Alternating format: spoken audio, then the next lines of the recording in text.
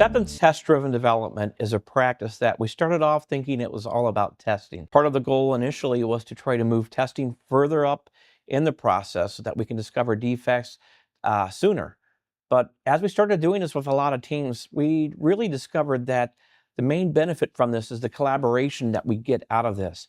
And that collaboration starts when the product owner starts to write their requirements using Gherkin or using a format that we drive into our acceptance tests.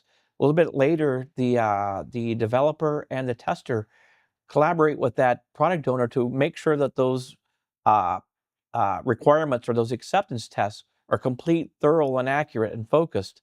And the product owner continues to work with the team to make sure that we get the words right, that things are at such a high level that they're really descriptive for the team. What we found is also, while the tester automates those acceptance tests, they have to work with the developer to understand how the application is being developed. Developers really learn what it means to build testable applications as a result.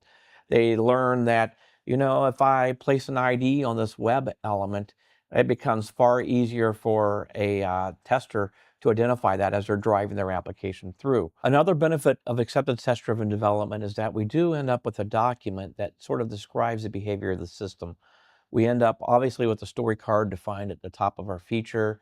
As a person, I want to get some value so that, some description around that. But the other thing that we coach teams to do is to make sure that we detail out the specification there as well. For example, if there are some specific rules that need to be applied or any sort of information that we think is useful to carry on as part of our living documentation, we add that into the feature files. Acceptance test-driven development really drives collaboration.